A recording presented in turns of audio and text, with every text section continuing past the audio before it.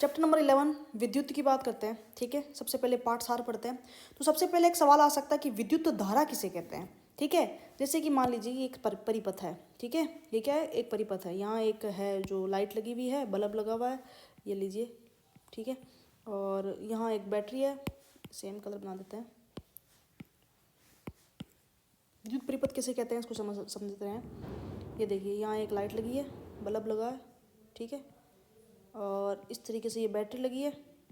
ठीक है, और ये स्विच हो, ठीक है, स्विच ऑन कर दिया हमने, तो इसे कहते हैं विद्युत परिपथ। ठीक है, और इस परिपथ में जैसे ही अपन स्विच ऑन करते हैं, ठीक है, तो यहाँ पर क्या होता है, इलेक्ट्रॉन का प्रवाह होता है। किसका प्रवाह होता है बच्चों, इलेक्ट्रॉन का। ठीक है, इलेक्ट्रॉन यूँ चलते हैं। ठीक है, बैटरी से निकलते हैं इलेक्ट्रॉन चलता है। ठीक है, और ये इलेक्ट्रॉन का जो प्रवाह होता है उसी से क्या होती है, विद्युत धारा क्या होती है, उत्पन्न होती है। ठीक है, तो अब देखो हमने क्या लिखा है कि किसी परिपथ में, ये परिपथ हो गया जो हमने बनाया था अभी। ठीक है, बैटरी वगैरह, लाइट वगैरह, विद्युत आवेश यानी इलेक्ट्रॉन के प्रवाह की दर को ही विद्युत धारा कहते हैं। याद कर लोगे। तो विद्युत धारा किसे कहते हैं कि किसी परिपथ में विद्युत आवेश यानी इलेक्ट्रॉन के प्रवाह की दर को क्या कहते हैं, विद्युत धारा कहते हैं। आप ऐसे भी लिख सकते हो कि विद्युत धारा किसे कहते हैं, किसी परिपथ में इलेक्ट्रॉन के प्रवाह की दर को विद्युत धारा कहते हैं। या आप ऐसे भी लिख सकते हो कि किसी परिपथ में विद्युत आवेश के प्रवाह की दर को विद्युत धारा कहते हैं। यदि किसी परिपथ में, ठीक है, यदि किसी परिपथ में t समय में q आवेश प्रवाहित होता है, क्या बोला मैंने, यदि किसी परिपथ में t समय में q आवेश प्रवाहित होता है ना, q आवेश मतलब q इलेक्ट्रॉन प्रवाहित होता है, तो परिपथ में विद्युत धारा का सूत्र क्या होता है, I बराबर q बटा टी। q क्या है यहाँ पर, विद्युत धारा, सॉरी I क्या है यहाँ पर, विद्युत धारा, और q क्या है, जो आवेश प्रवाहित हो रहे हैं, या जो क्या बोलते हैं, जो इलेक्ट्रॉन प्रवाहित हो रहे हैं, और t क्या है, समय। ठीक है, और विद्युत आवेश का SI मात्रक क्या होता है, कूलाम होता है। तो विद्युत आवेश का SI मात्रक क्या होता है, कूलाम होता है, ये ध्यान रखना। और विद्युत धारा का जो विद्युत आवेश है ना, यानी ये Q है ना, इसका मात्रक तो होता है कूलाम, क्या होता है, कूलाम होता है। और ये जो I है ना, विद्युत धारा, इसका मात्रक क्या होता है, एम्पियर होता है। क्या होता है, एम्पियर होता है। याद कर लोगे इतना। ठीक है, उसके बाद में आता है कि विद्युत परिपथ किसे कहते हैं। ठीक है, तो अभी मैंने आपको बना के बताया था, अब वापस बना देते हैं। ये देखिए, ये वायर समझ लीजिए। ठीक है, ये यहाँ पर एक क्या बल्ब लगा हुआ है। ठीक है, एक लगा दो, दो लगा दो, तीन लगा दो, चार लगा दो। ठीक है, यहाँ पर क्या है, बैटरी लगी है। ठीक है, बैटरी है ये, इस बैटरी को ऐसे दिखाते हैं। ठीक है, और ये क्या है, स्विच है। क्या है, स्विच है। तो देखिए ये क्या है, एक बंद है, एक बंद है, अपने आप में बंद है ना, बंद परिपथ को खुला थोड़ी ना है, यहाँ से कोई तार कटा हुआ थोड़ी ना है, तार पूरा ही है ना। तो ये बंद परिपथ है, उसमें क्या है, एक क्या है, क्या लगा हुआ है, विद्युत बल्ब लगा हुआ है। यानी विद्युत ऊर्जा को व्यय करने वाला उपकरण लगा हुआ है। एक बल्ब लगा दो बल्ब लगा दो, पंखा लगा दो, फ्रिज लगा दो, जो भी लगा दो, इस तार से जोड़ दो। ठीक है, और एक क्या लगी है, बैटरी लगी है। बैटरी को ऐसे दिखाते हैं। ठीक है, एक की बैटरी लगी और एक की स्विच लगा है। तो देखो विद्युत परिपथ किसे कहते हैं, विद्युत परिपथ एक बंद संवहन पथ होता है। ये बंद संवहन पथ है। ठीक है, जिसमें विभवांतर स्रोत मतलब बैटरी, तो आप सीधा सा लिख सकते हैं जिसमें एक सेल या बैटरी लगी रहती है और विद्युत ऊर्जा को व्यय करने वाला एक उपकरण या बल्ब लगा रहता है। आप ये भी सीधा लिख सकते हो। ठीक है, समझ में आ गया आपको। ठीक है, उसके बाद अपन बात करते हैं। ठीक है, कि विद्युत परिपथ में क्या क्या लगे रहते हैं। तो एक तो बैटरी लगी रहती है, मैंने आपको भी दिखाया था, ये देखिए विद्युत परिपथ है। ठीक है, तो एक तो ये बल्ब लगा रहेगा, बल्ब वगैरह कुछ भी। ठीक है, बैटरी लगी रहेगी। ठीक है, और ये स्विच लगा रहता है। ठीक है, तो उसके अलावा पता क्या है कि कितनी करंट बह रही है, तो उसको मापने के लिए एक अमीटर लगा रहता है। ठीक है, और कितनी वोल्टेज आ रही है उसके लिए वोल्ट मीटर भी लगा रहता है। तो देखो एक विद्युत परिपथ में कौन कौन सा लगा रहता है, तो सेल या बैटरी। ठीक है, धारा नियंत्रक। ठीक है, धारा नियंत्रक जगह आप अमीटर वोल्ट मीटर तो है ही ना, बस ये लिख दो तो बहुत बहुत चलेगा। ठीक है, अमीटर वोल्ट मीटर। ठीक है, उसके बाद में कुंजी या स्विच, ये रहा स्विच, और ये क्या लिख दोगे, विद्युत उपकरण लिख देना। ठीक है, बल्ब है, ट्यूबलाइट है वगैरह। ठीक है, उसके बाद में जो नेक्स्ट स्टेटमेंट है वो ये है कि परिपथों में विद्युत धारा मापने के लिए जिस यंत्र का उपयोग करते हैं उसे क्या कहते हैं, अमीटर। तो विद्युत धारा मापने के लिए अमीटर और विद्युत विभव मापने के लिए जो होता है ना, ठीक है, उसको कहते हैं वोल्ट मीटर। क्या कहते हैं, वोल्ट मीटर। वोल्टेज मापने के लिए वोल्ट मीटर लगा रहता है और करंट या विद्युत धारा मापने के लिए अमीटर लगा रहता है। ठीक है, उसके बाद में विद्युत परिपथ में भाई इलेक्ट्रॉन कहाँ से मिलेंगे, तो उसके लिए सेल या बैटरी का उपयोग किया जाता है। विद्युत विभव, ये परिभाषा आ सकती है, आपको याद करना। ठीक है, तो कोई एक धन आवेश है, कोई एक क्या धन आवेश है, इसको यहाँ से विद्युत, ये विद्युत क्षेत्र है कोई, ये क्या है, कोई विद्युत क्षेत्र या इलेक्ट्रिसिटी है। ठीक है, करंट है यहाँ पर। तो कोई धन आवेश है ना, उसको कहीं अनंत बिंदु से इस विद्युत क्षेत्र में लाने के लिए, ठीक है, आपको कुछ कार्य करना पड़ेगा, कोई शक्ति देनी पड़ेगी, कोई ऊर्जा का उपयोग करना पड़ेगा, ठीक है, उसे विद्युत विभव कहते हैं। तो बस आप इतना याद रख लेना कि विद्युत विभव किसे कह सकते हैं, परिभाषा आ सकती है बोर्ड में। एकांक यानी एक धन आवेश को पॉजिटिव धन आवेश को अनंत क्षेत्र से विद्युत क्षेत्र के किसी बिंदु तक, है ना, अनंत क्षेत्र से विद्युत क्षेत्र के किसी बिंदु तक लाने में किए गए कार्य को उसका क्या कहते हैं, विद्युत विभव कहते हैं। याद हो गया, ये क्वेश्चन आ सकता है। वापस समझा दूं, विद्युत विभव किसे कहते हैं, ठीक है, एकांक धन आवेश को किसी क्षेत्र से विद्युत क्षेत्र तक लाने में किया गया कार्य विद्युत विभव कहलाता है। ठीक है, याद हो गया आपको, ठीक है, समझ में भी आ गया। ठीक है, उसके बाद में जो है विभवांतर, ठीक है, जैसे मान लीजिए यहाँ विद्युत क्षेत्र है, विभवांतर किसे कहेंगे, यहाँ कोई विद्युत क्षेत्र है, अच्छे से बना देते हैं, यहाँ विद्युत क्षेत्र है, ठीक है, यहाँ विद्युत क्षेत्र है, कुछ भी हो सकता है, 100 200 400 500, यहाँ और विद्युत क्षेत्र है, कम ज़्यादा जो भी हो, ठीक है। तो यहाँ कोई एकांक धनावेश है, तो एकांक धनावेश को एक विद्युत क्षेत्र से दूसरे विद्युत क्षेत्र में, विभव में तो क्या था, अनंत से ऐसे ही नॉर्मली स्पेस से ही किसी एक विद्युत क्षेत्र के अंदर अपन ला रहे थे।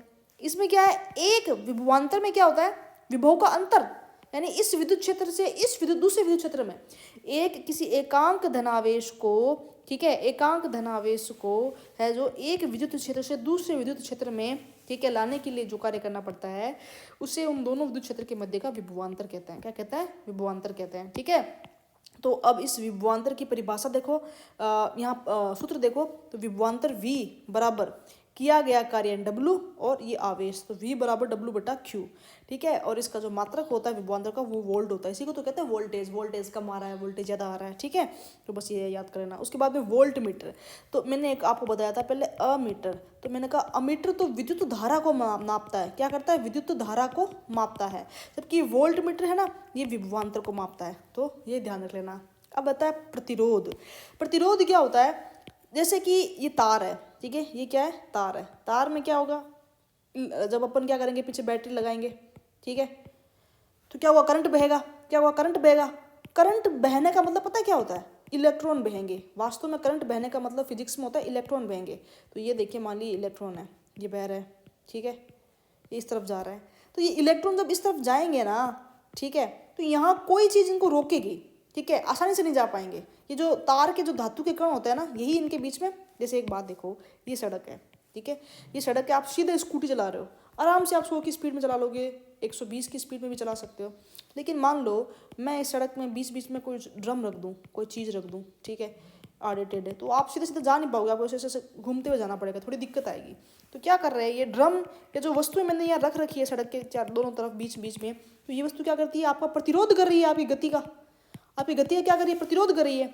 वैसे ही एक तार के अंदर बच्चों, तार के अंदर क्या होते हैं, धातु के कण होते हैं, क्या होते हैं, धातु के कणों से मिलकर बना होता है। जैसे लोहे का तार है, तांबे का तार है, तो तांबे के कण होंगे। तो धातु के कण क्या करते हैं, इन इलेक्ट्रॉनों को, इन इलेक्ट्रॉनों को क्या करते हैं, जाने में बाधा उत्पन्न करते हैं। क्या करते हैं, थोड़ी बहुत बाधा उत्पन्न करते हैं, उसे क्या कहते हैं, प्रतिरोध कहते हैं। क्या कहते हैं, प्रतिरोध कहते हैं। ठीक है, तो परिभाषा में कैसे देखो, अभी समझ में आ जाएगी आपको। ठीक है, प्रतिरोध एक ऐसा गुणधर्म है जो किसी चालक में इलेक्ट्रॉन के प्रवाह का विरोध करता है ना। तो बस याद रखना प्रतिरोध क्या होता है, तो याद रखना प्रतिरोध एक ऐसा गुणधर्म है जो किसी चालक में या किसी धातु में इलेक्ट्रॉनों के प्रवाह का विरोध करता है। ठीक है, और ये विद्युत धारा को जितना ज़्यादा प्रतिरोध होगा, इलेक्ट्रॉन उतने धीरे धीरे जाएंगे, तो यानी धारा क्या होगी, विद्युत धारा या करंट क्या होता है, उतना कम आएगा। अच्छा, जितना कम प्रतिरोध होगा तो इलेक्ट्रॉन उतना तेजी से जाएंगे, यानी कि उस स्थिति में विद्युत धारा क्या होगी, ज़्यादा होगी। अच्छा, प्रतिरोध का ऐसा ही मात्रा क्या है, ओम, ध्यान रखना। अब ओम का नियम ये आ सकता है, थोड़ा इंपॉर्टेंट है। ओम क्या कहता है, V = IR, बस ये याद करना इतना। तो ओम का नियम आ गया ना, वहाँ आपको V = IR तो लिखना है। ठीक है, पहले तो ये सूत्र लिखना ही है। अच्छा, V क्या होता है, ठीक है, मैंने आपको बताया V = IR, ओम का नियम आ गया। तो आप ये याद करो, ओम का नाम जो जाप करते हैं ना वो वीर होते हैं, है ना, वीर, है ना। ठीक है, तो ऐसा करके याद करना, आपको ट्रिक से याद हो जाएगा। ठीक है, तो ये क्या है, ओम क्या कहता है, ठीक है, ओम ये कहता है कि यदि चालक की भौतिक अवस्थाएं स्थिर रहे, भौतिक अवस्था मतलब उसका ताप दाब गलनांक सब स्थिर रहे, तो चालक के सिरों पर उत्पन्न विभवांतर, ठीक है, उसमें प्रवाहित धारा के समानुपाती होता है, V समानुपाती I होता है, ये ओम कहता है। ठीक है, तो ओम कहता है कि यदि किसी चालक के भौतिक अवस्थाएं जो क्या है, इससे तार है, ठीक है, ये तार है, इसकी भौतिक अवस्थाएं सही है ना, तो इसके सिरों पर जो उत्पन्न विभवांतर है ना, ठीक है, विभवांतर है ना, वो उसमें बहने वाली धारा है ना, करंट या आई, उसे क्या होगा, समानुपाती होगा। ठीक है, जब ये समानुपाती का निशान हटता है तो एक क्या हो जाएगा, आर भी आ जाएगा साथ में, ये बात कहता है। तो ये ओम का नियम रट डालना। ओम का नियम क्या कहता है, यदि किसी चालक की भौतिक अवस्थाएं है जो स्थिर रहे तो चालक के सिरों पर उत्पन्न विभवांतर किसके समानुपाती होता है, चालक में बहने वाली धारा के समानुपाती होता है। ठीक है, V = IR याद कर लेना, V समानुपाती I, फिर जब समानुपाती का चिन्ह हटता है, बराबर का चिन्ह लगता है, तो I की जगह I के साथ R आ जाता है। ठीक है, ध्यान रख लोगे, ओम का नियम याद कर लेना, आपको याद होना चाहिए, यह सवाल आने की संभावना पूरी है। ठीक है, उसके बाद में है, ठीक है, एक आता है विशिष्ट प्रतिरोध या प्रतिरोधकता। ठीक है, तो जैसे एक तार है, ठीक है, तार को थोड़ा अपन बड़ा बना लेते हैं, ठीक है, ऐसा थोड़ा जूम कर लेते हैं, एक तार है, ठीक है, तांबे का तार है, जिसका भी तार है मान लो। ठीक है, अब इस तार के अंदर क्या होगा, धात्विक कण होंगे, तांबे का तार है तो तांबे के कण होंगे। ठीक है, अच्छा ये मान लीजिए तांबे का तार था, किसका तार था, तांबे का तार था। अब हमने क्या कर लिया, सोने का तार ले लिया, चांदी का तार ले लिया, मान लो चांदी का ले लेते हैं, मान लीजिए ये चांदी का तार है, मान लेते हैं, मानने में क्या जा रहा है, चांदी के तार में धातु का कण यूं है। अब आप करंट प्रवाहित कर रहे हैं, इलेक्ट्रॉन जा रहे हैं, तो तांबे के तार में जाने में थोड़ी मुश्किल आ रही है, क्योंकि ज़्यादा कण इसको प्रतिरोध कर रहे हैं, क्योंकि चांदी के तार में ये आसानी से जा पा रहा है। तो प्रत्येक धातु के अंदर है जो प्रतिरोध क्षमता अलग अलग होती है ना, इलेक्ट्रॉनों के प्रवाह को बाधित करने की क्षमता क्या होती है, अलग अलग होती है, तांबे में अलग है, चांदी में अलग है, इसे ही कहते हैं विशिष्ट प्रतिरोधकता। ठीक है, तो ध्यान रख लेना, तो विशिष्ट प्रतिरोधकता किसे कहते हैं। ठीक है, तो ये देखो कि 1 मीटर लंबे और 1 वर्ग मीटर अनुप्रस्थ काट क्षेत्रफल वाले तार के प्रतिरोध को ही उसकी विशिष्ट प्रतिरोधकता कहते हैं। ठीक है, और ये जो विशिष्ट प्रतिरोधकता होती है केवल पदार्थ की प्रकृति पर निर्भर करती है कि तांबे का है या चांदी का है, ये याद कर लेना आपको। ठीक है, उसके बाद में श्रेणी क्रम और समांतर क्रम। ठीक है, तो श्रेणी क्रम के अंदर जब अपन किसी विशिष्ट प्रतिरोधक को जोड़ते हैं ना, ये प्रतिरोध हमने जोड़ लिया, श्रेणी क्रम मतलब एक ही श्रेणी के अंदर आ रहा है, तो देखो एक ही सीरीज में आ रहा है। ठीक है, जैसे इसका प्रतिरोध R1 है, इसका प्रतिरोध R2 है, इसका प्रतिरोध R3 है, तो कुल इस तार का प्रतिरोध कितना, तो कुल इस तार का प्रतिरोध कितना होगा, तो ये होगा R = R1 + R2 + R3। ठीक है, लेकिन समांतर क्रम में जुड़े हैं, समांतर क्रम पता कैसे होता है, जैसे एक प्रतिरोध यहाँ जुड़ा हुआ है, ठीक है, और दूसरा प्रतिरोध इसके समांतर ऐसे जुड़ा हुआ है R2, और तीसरा प्रतिरोध इसके समांतर ऐसे जुड़ा हुआ है R3। तो जब समांतर क्रम में प्रतिरोध हो तब क्या होगा, R1/RS = 1/R1 + 1/R2 + 1/R3 ऐसे होता है। ठीक है, तो ये याद करना कि जब श्रेणी क्रम में प्रतिरोध जुड़े हुए हों, ठीक है, ये श्रेणी क्रम में एक ही श्रेणी के अंदर है, ठीक है, लगातार 1 by 1। ठीक है, तो ऐसे में जो तुल्य प्रतिरोध क्या होता है, R1 + R2 + R3। जब समांतर क्रम में हो, मतलब कि R1 इस तरफ है, फिर R2 इसके नीचे है और R3 इसके नीचे है, तब जो प्रतिरोध क्या होता है, तो 1/RP = 1/R1 + 1/R2 1/R3 इस प्रकार से होता है। ठीक है, उसके बाद में एक आता है विद्युत धारा का तापीय प्रभाव। आप इसे यूँ समझिए कि अगर आप कोई भी विद्युत की मशीन को, ठीक है, चाहे आप पंखा चला रहे हैं, चाहे आप ट्यूबलाइट जला रहे हैं, चाहे आप कुछ भी जला रहे हैं जो विद्युत से चलती हो, आप उसको लगातार चलाएंगे तो वो क्या हो जाता है कि गर्म हो जाता है। जैसे टीवी ले लीजिए, आप टीवी को आप लगातार यूज़ करते हैं 8 घंटे 10 घंटे, तो टीवी की स्क्रीन या पीछे से क्या होने लग जाती है, गर्म होने लग जाती है। इसका मतलब क्या है कि इसका मतलब ये है कि जब भी किसी परिपथ में विद्युत धारा प्रवाहित होती है ना, तो उसमें से थोड़ी सी क्या है, ऊष्मा निकलती है, थोड़ी सी क्या है, ऊष्मा के रूप में क्या होती है, क्षय होता है, और वो ऊष्मा ही क्या करती है, उस उपकरण को जैसे टीवी है या पंखा है, उसको क्या करती है, गर्म करती है, उसको क्या करती है, गर्म करती है। इसे ही कहते हैं विद्युत धारा का तापीय प्रभाव। इसे क्या कहते हैं, विद्युत धारा का तापीय प्रभाव या विद्युत धारा का ऊष्मीय प्रभाव भी कहते हैं। ठीक है, तो आप कैसे लिखोगे, सिंपल लैंग्वेज में आप लिखोगे कि विद्युत धारा का तापीय प्रभाव आप लिखोगे कि हम जब भी किसी विद्युत उपकरण को जैसे पंखा है, टीवी है, लंबे समय तक उपयोग करते हैं तो वो गर्म होने लग जाता है, तो वो उपकरण क्या हो जाता है, गर्म होने लग जाता है। ये गर्म क्यों होता है?